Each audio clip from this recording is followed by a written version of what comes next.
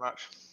Okay, so we'll kick off. Hi, Jamie. Good to see you again, and welcome everybody that's watching. I'll just share our PowerPoint here. Don't worry, everybody. It's not going to be death by PowerPoint at all. There's lots of comment as well and content. So let's have a little look at our introduction. So do we want to run past these together, Jamie? We've been working on them the last few days. So this is our schedule today.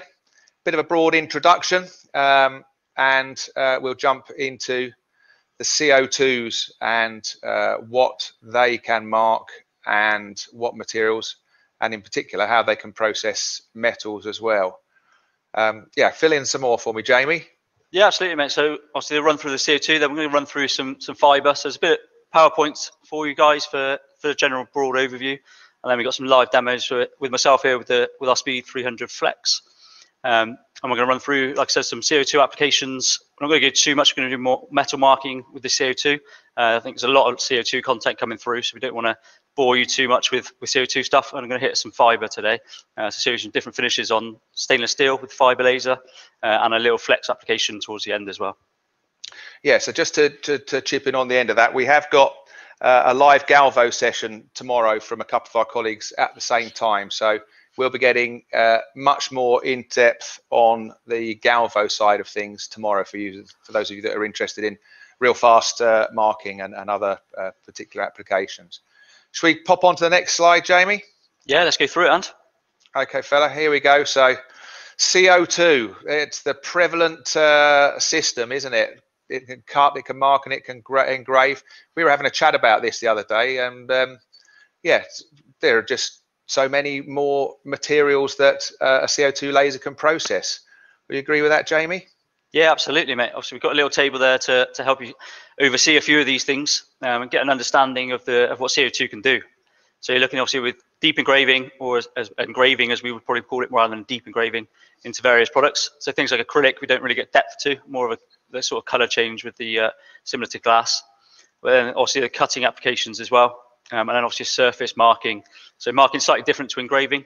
Tend to use with marking is either a paint. So we'll be looking at that a little bit later with some Cermark spray and obviously going into things like anodized aluminium as well. Yes, I think we could say marking is sort of a surface mark, taking off a coating or changing the appearance of a coating. And engraving, we would actually be going subsurface of the materials, yeah? Much better explanation there, Andy. I had longer to think about it. You're the one that's going to push all the buttons on the machine, so don't worry. I think I've probably got the easier job today. Thank you for that, Jamie. You're a gentleman. Yeah, a bit of we'll discuss a little bit of the benefits of an RF laser tube over a DC tube. I mean, everybody might know that the DC tube was the first glass laser tube. They're predominantly used on the sort of lower cost, lower productivity type machines today. RF laser tubes came along, and basically we're using a frequency to energize the laser rather than a direct voltage. So that gives us some benefit, but we'll get into a few more details about that. Organic material. So there we go. Yeah, Jamie, run through a few of those for us, and we'll have a little chat about that at the end. Yeah, so also with CO2, we're cutting engraving into a lot of the ones you can see on screen. So your woods, your plastics, paper carbs, your rubber, fabrics, glass, obviously leather, stone again. So lots of different applications with different materials. So again, looking at surface marking of things like stone, where we are actually going into the surface, but it's very light engraving rather than deep engraving. Whereas things like your woods, where you can get real different effects with different applications. So running things like out of focus, running also with different laser sources, as you've seen from the guys yesterday, for those that were watching, with the glass laser tube giving off a lot darker mark than the RF tube.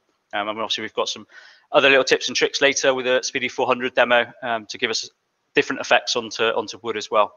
So please stay tuned. I said just before lunch, we've got a Speedy 400 demo with myself and Brian, who will run through a bit more on the wood colouring side of things.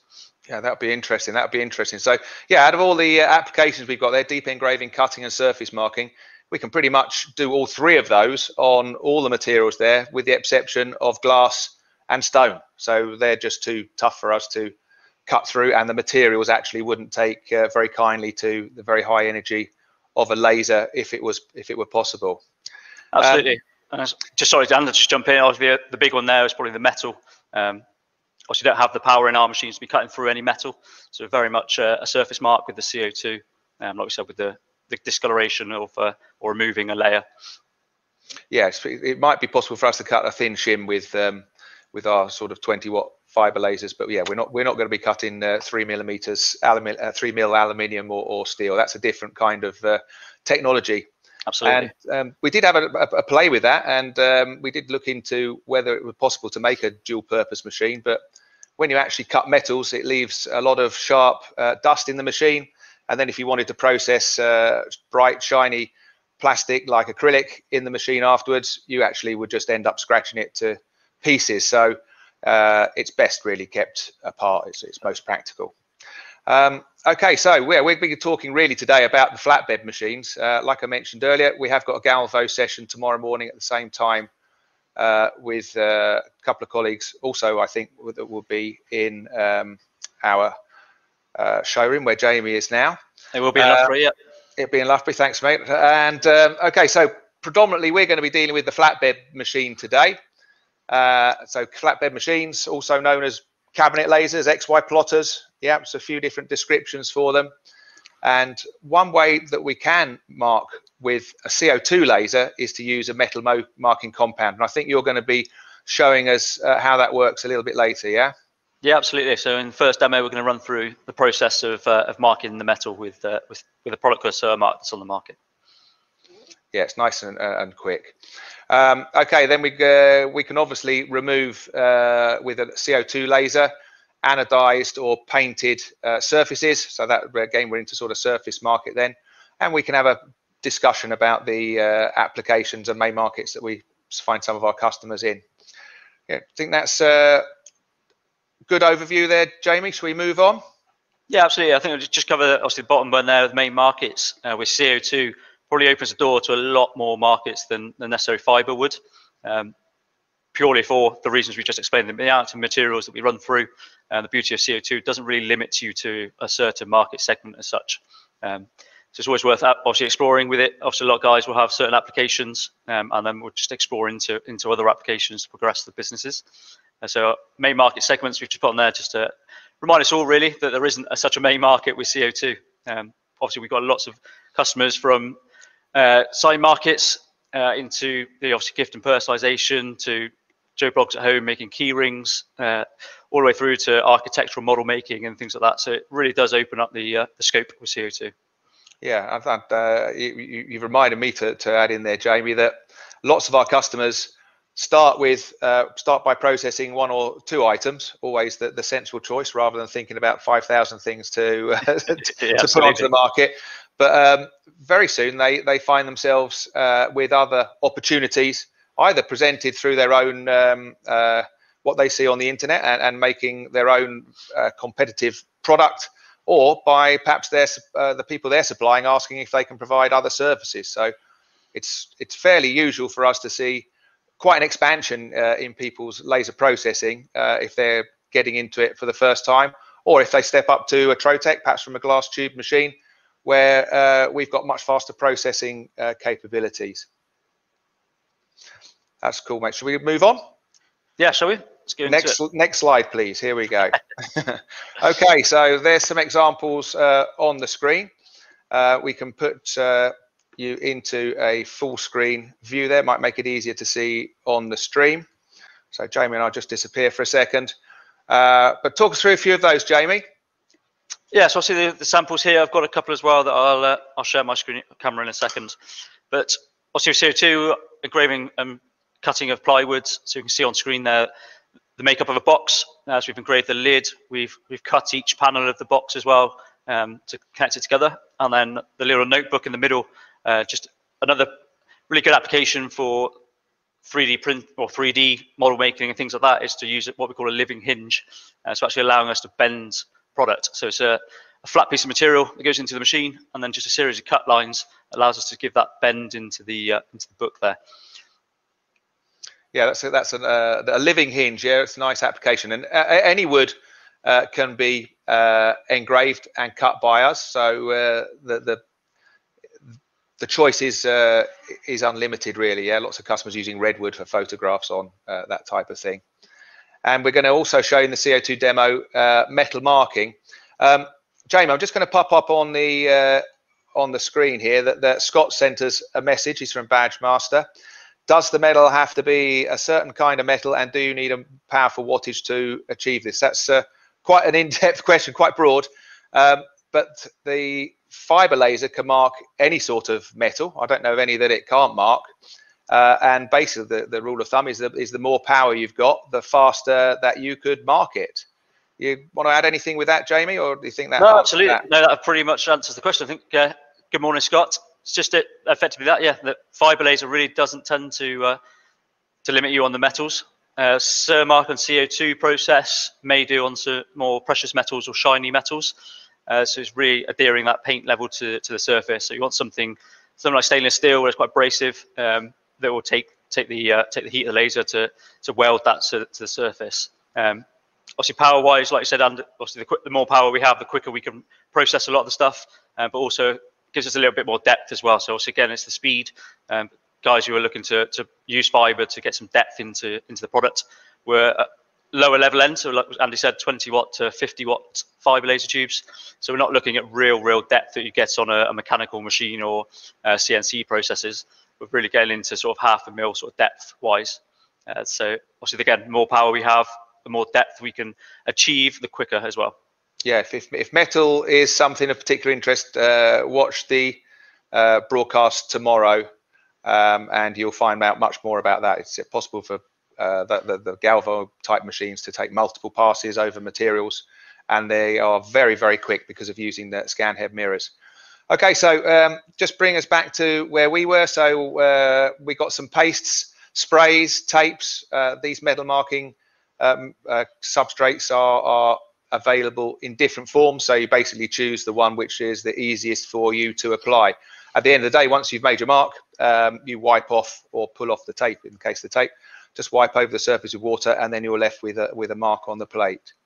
Happy with that, Jamie? Shall we move on? Should jump into a demo here? And thank you, Scott, for your question. It's appreciated. Okay, the fiber laser. Do you want to kick us off down the list there, Jamie? Yeah, well, yeah, should we jump through? So with fiber laser, again, little table on the right-hand side there, just to show you probably the surface marking of it. As we just explained, with fiber laser, we're at the low power levels, so we're looking at very sort of surface marking rather than deep engraving as such. But also, again, the longer you take, the deeper you can get effectively with fiber laser.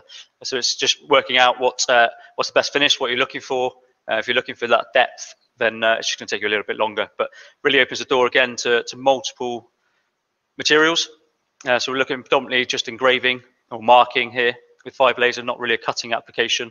As Andy pointed out a little bit earlier there, we've got the cutting of thin foils and very like shim material. But predominantly we're looking at metal marking and engraving. Yeah, let me jump in there, Jamie. Some of these, well, the fiber lasers for cutting are hugely powered. Yesterday we were talking at hundreds or thousands of watts, depending on the material that wants to be cut. And they're not actually, well, they're inefficient at engraving. Some of them wouldn't even be capable of it because they're such industrial machines, very heavy. You can't actually move the parts very quickly to be able to mark efficiently. So we feel the sort of marking need at the other end of the market, where some of those laser cut components, metal laser cut components, might need to be surface marked or something. Sorry, Jamie, I jumped in there. We can do some non-metallic materials with the fiber laser as well. So you can mark acrylics, ceramics, mirrors, plastics. There are more materials. I mean, one material that's not friendly with the fiber laser is wood. And the difference between the two laser types, the CO2 and the fiber laser, is the frequency of the laser beam. So the fiber laser has a lower frequency than the CO2. CO2 laser, if it's fired onto the top of any metal, it's not absorbed by it, it's basically reflected off it. And so that's why the CO2 laser can't work on its own onto CO2. The fiber laser, if we try to mark wood with it, for instance, some of the laser beam would be absorbed underneath the surface, and so we're not able to make nice marks on the top. Okay, anything to add there, James? Called you your real name? Sorry, pal. We're called James since birth. Only when you're naughty. No, I think we've covered it. To be fair, obviously the difference between the CO2 and the fibre. Obviously, as you marked out, some of the guys may have watched the webinar yesterday.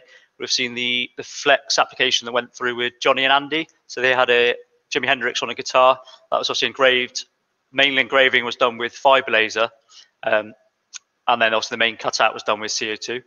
So it does allow us to go on to certain plastics. It also works things like your polycarbonates, and the one I can never remember, the one that's used for 3D printing. That plastic basically works really well with a nice contrasting color. So with CO2, what you find is it goes the same color as that plastic when you engrave it, whereas fiber laser will give you a sort of contrasting black or dark gray coloring. So it's really worth exploring with fiber if you're struggling on certain plastics as well. Yeah, check that out tomorrow. Right, shall we? We're about halfway through. Shall we fire on there? I can't see any more questions. So here we go. So the machine that we're going to show you today is one of our flex lasers, and the flex machines incorporate both the CO2 and the fiber laser, and it's possible, therefore, to process mixed materials from those two groups in one process without having to manually change anything inside the machine. So Jamie's quite an expert at this, which is why he's doing it and I'm not. Thanks, Ant. Put the pressure on you there, no fella. pressure, yeah. Okay, all right. So they're obviously, the speedy machines are flatbeds, and what we find is where customers have a flex, or where we upgrade a CO2 speedy machine in the field to a flex by adding the fiber laser, it broadens their opportunities and their product portfolio. The great thing is there's less people out there that can engrave metals on a laser, so some of those jobs are more profitable. So I'm doing all the talking there, Jamie. I'll bring you back in. No, perfect, Ant. It's brilliant. And obviously, that's the beauty of the flex is that you're all going to get one machine as well. So as we mentioned on there, when you're upgrading it, or if you're taking it on first time, there's only ever needing of training for the one machine. It's a nice, simple step over process from using the CO2 to the fiber laser. It's just a software change in the materials database, which we'll get onto when I run through the demo later on. But it's real nice and easy. And like I said, we've got a lot of customers who upgrade who start with CO2 and then broaden their horizons and going into metal products who are looking at fiber, and will look to upgrade their machine rather than have two separate machines or learning different softwares and things like that. Yeah, it's probably worthwhile just explaining Jamie's and my role and our colleagues, where we're looking after customers locally from our showrooms. We provide free consultation basically to all of our customers. So if there's anything that our customers would like to know about, understand the opportunities or the ramifications a little bit deeper, that's what we provide, and we love doing it. It makes the job interesting when we're getting into new areas. Should we step on, Jamie? I can't see any more questions there. No, let's do it. Okay, so we're going to show you some fiber engraving on some stainless steel, and you can probably see from the picture on the right hand side there are some different effects that have been created on that plate. I'll let Jamie talk us through those. Do you want to mention anything on the engraving and the wood down the bottom? Yes, so obviously we've got the flex application here. So the top one there you can see is fiber engraving. And if you see a fiber onto the metal, varying the power and speed settings, we can get different outputs on the actual stainless that we've used there. So we've got a couple of different processes. I've set up a file here to use with different colors to give us different parameters to really highlight the different settings that we can use. And then obviously down the bottom there, it's our flex application. So I'm going to run with some stainless steel and some solid wood today. So a nice bit of oak solid wood, and we're just going to do a bit of engraving on both and just show you how easy it is to run the two processes in one. Yeah, those different effects on the top plate there. So we've got some polishing of the crown, and then some light marking of the first line, and then moving into some engraving or surface marking, and annealing with the bottom line, and a they're engraved in a raster format. So just like an inkjet printer, we're moving the laser head left to right, but instead of firing ink, we're firing the laser.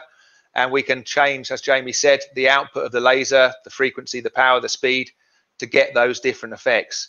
The bottom one, ECB, we must be celebrating our glorious cricket team at the moment. I think that's like some people would call that a pinstriping or an outlining. And so that's a vector-based mark. Correct. So yeah, on the ECB there, I've just used it as a cut line around the outside, and used it as what we class as a vector engrave. That's cool. Should we get you onto the machine? Yeah, absolutely. So, let's move things around. I'll stop sharing my screen. So let me just change my camera over so you can actually see a machine. So a nice quick overview of the main machine.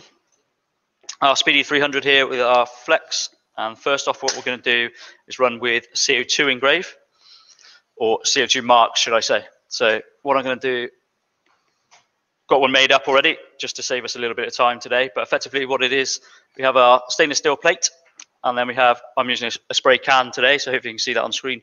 That's a bit of Cermark spray, and all we're going to do is basically get a nice even coverage across that plate. So we get a nice spray paint, and then we let that dry onto the surface. So it's got a bit of shelf life, and then there's one I've made earlier, so you get a nice sort of white coating. And basically this is ceramic cord paint, and what we're going to do is use the heat of the CO2 now to sort of weld that onto the surface of the stainless steel. Yeah, let me just give a little bit of an explanation to everybody. So obviously we're not going to hold the plates on our hands and spray the Cermark on it into the machine. So that would be done in a safe area and in a controlled manner. You don't need that much of a coating, just like Jamie said, cover the plate so that you can't see the metal, and then let it air dry.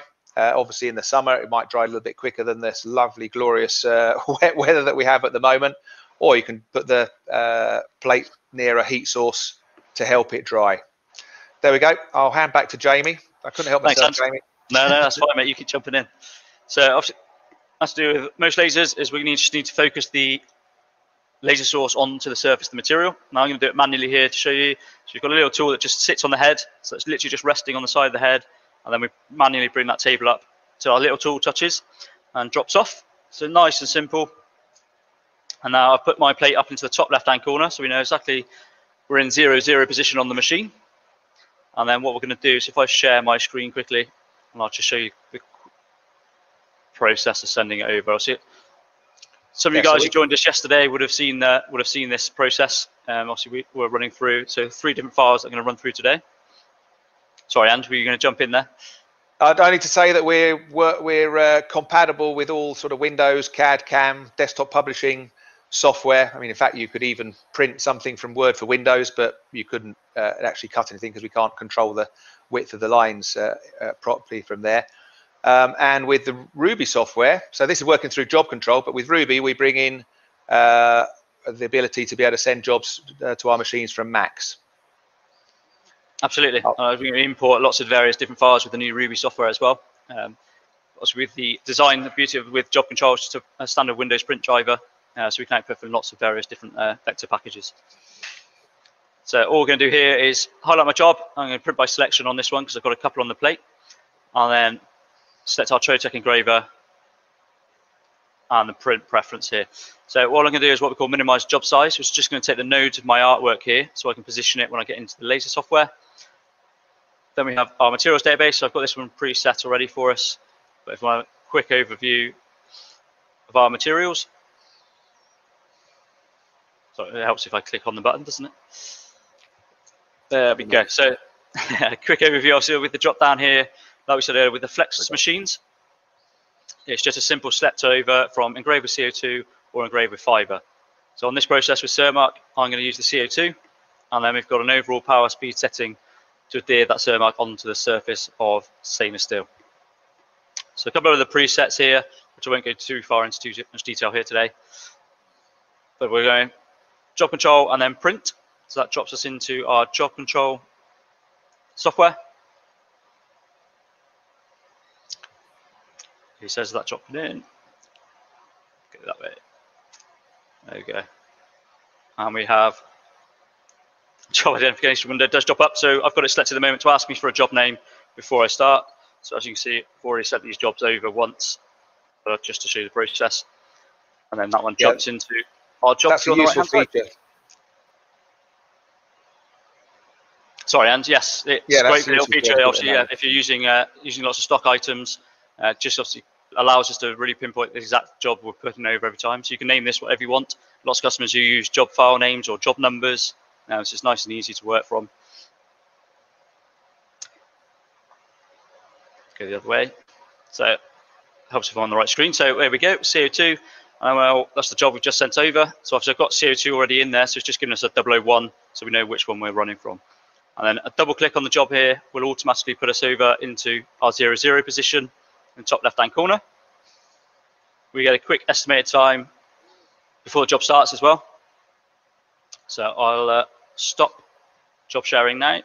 Stop sharing my screen. We'll go back to a nice close-up on screen. So all I'm going to do on job software now is press the little play button, and then our job will start running. Yeah, we'll have a little chat about job control while that's going, Jamie, as well.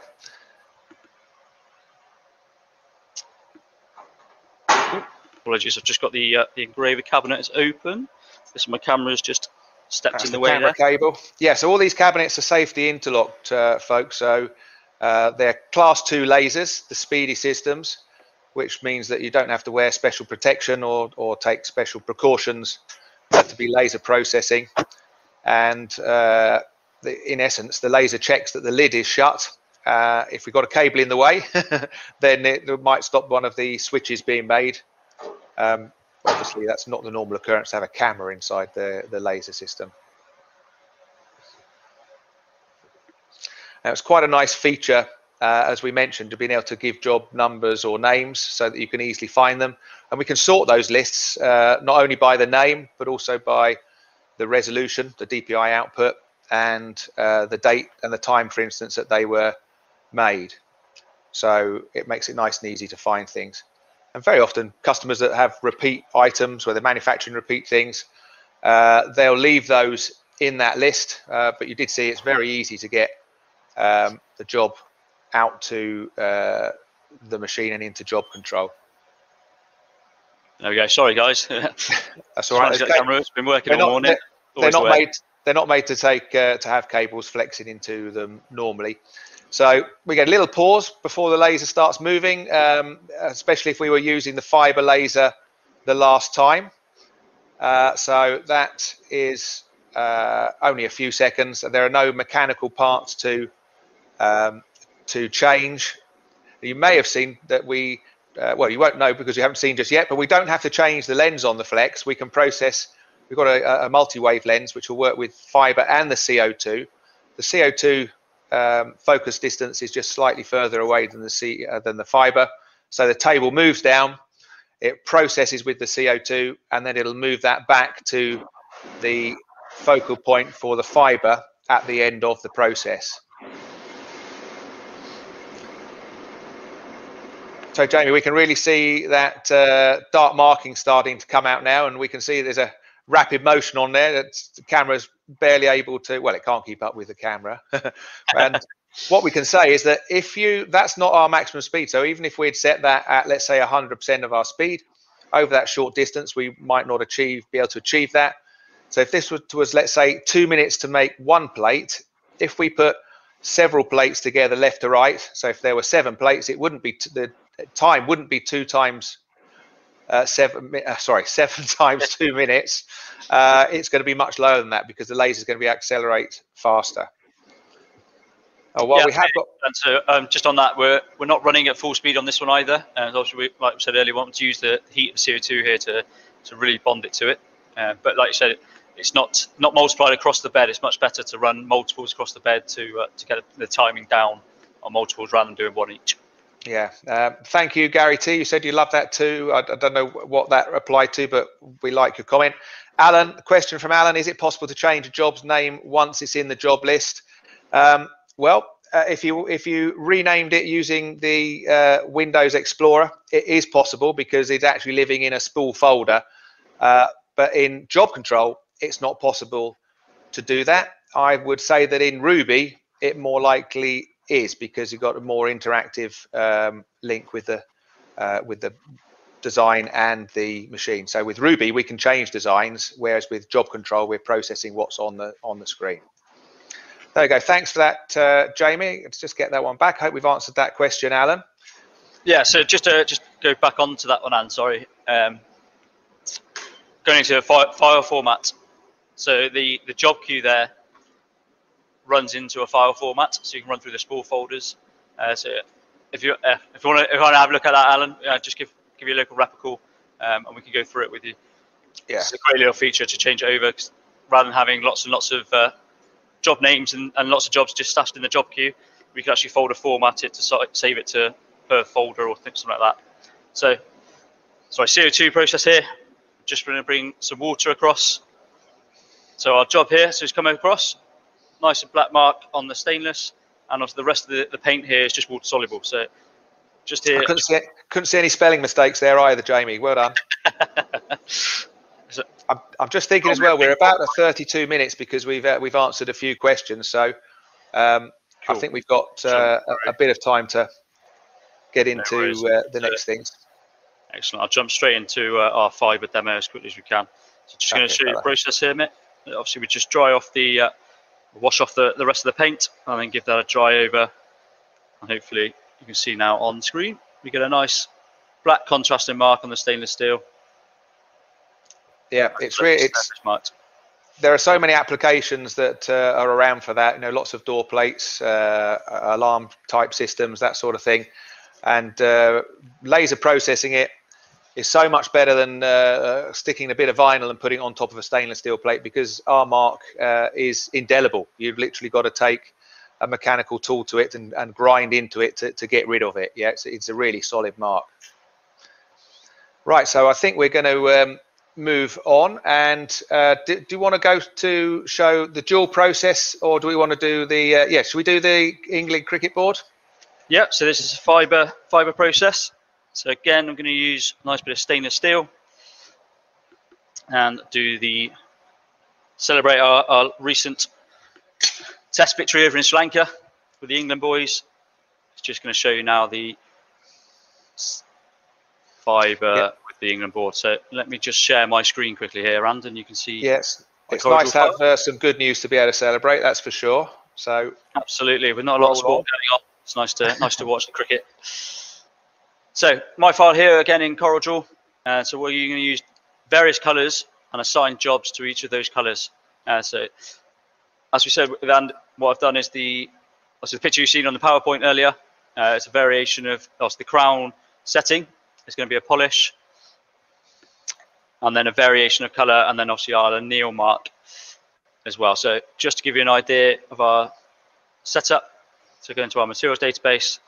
Yeah, I think I will just add there, Jamie, that the faster the computer that you have, the quicker all of these screen changes change. We're just in the process of upgrading some of our showroom computers, so this one's not running quite as efficiently. There's a lot of graphics on this one, so it's probably not the quickest here, so I apologise. So like we said earlier, obviously the setting we're going to do there is the pink ECB logo at the bottom. Is put that down as a cut with fibre, and then a power and speed setting to run through that cut line.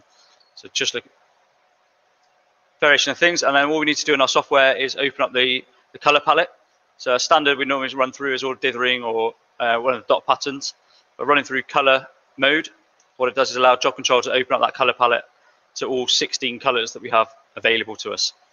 So if we left it in normal mode or in order dithering, shall I say, what that does is grayscale the image. So job control will automatically grayscale the color image. So what we just need to do is put it into color mode to open up that color palette. Yeah, so each one of those 5 different colors has got a different laser setting in the material driver for it. Yeah, in the material setting. Again, just send this one over as fiber into our job queue, and obviously, as you can see at the end of our jobs here as well, we get this little crosshatch effect. Just allows us to show us the job's been finished. So we have a couple of options. Just right click on it and we can remove the job back to the job queue, or delete it back to and reprint it from the Corel package or wherever we need to go. So also just jump in with our fiber, and then what I'm going to do is just allow position our job. Yeah, So we can see the different timings there on the left, yeah. Yeah, so for each one, if I update this one, we'll give us a more accurate timing with the settings that we have in. Yeah. There we go. So let's quickly snap this one on. A bit cautious of time here. I think we're running out quite quickly. And then we're just going to press this play button here as well. So if I stop sharing, and we'll jump back into the full view. Yeah, thanks, Jamie. Maybe we'll leave this one processing, because have you got one that you processed a little earlier? So we can talk about it while it's going, and we can show everybody what this looks like. You can see on that. You can see on that polishing cup. Hello there, Brian. Just a 5-minute warning, guys. Thanks very much. Right, I'll dip out again. So the polish there is moving at very high speed, which is what you'd expect. We want the laser to interact less with the surface underneath, and when we go through the other processes, those speeds are going to change as well. In fact, you might have might get the laser to defocus a little bit, Jamie, when you were doing that annealing mark. Yeah. Yeah, absolutely. So we've set it on in our software again to just run out of focus by about 3.2 mil. So this is the actual thing we're running here. So hopefully you can see, get a little bit closer, you can see the ECB logo at the bottom as well.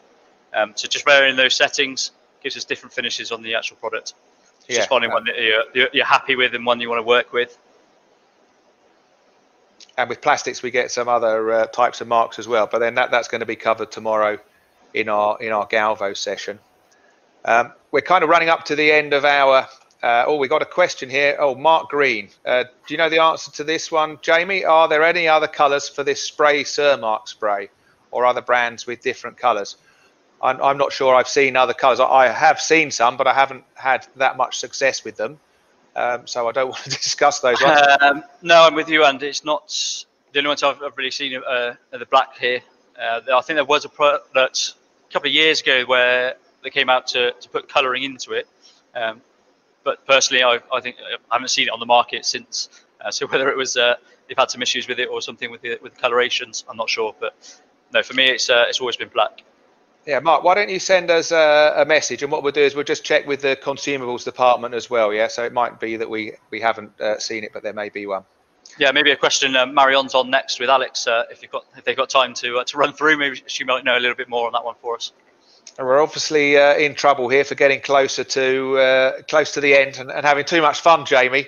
So listen, if anybody's got anything else to ask us, please do. But you can come back to us, obviously, through the showrooms or through the marketing department or through any one of the enquiries email addresses. Absolutely. Hope you weren't supposed to say that, Brian. I've ruined your thunder now. No, you're all good. You're all good. That was great, guys. Really interesting. I hope everybody watching was enjoyed that as well. I certainly did. Just to answer Mark's question, I have seen a few products out in the marketplace, by different colours, but I think the issue always is that the heat has a tendency to ruin pigmentation. So getting bright, vibrant colours is a real challenge because of the heat that you're putting through it. So the only successful products that I've seen personally has been black. So, but with a bit of research, and Marion might be able to tell us differently as well.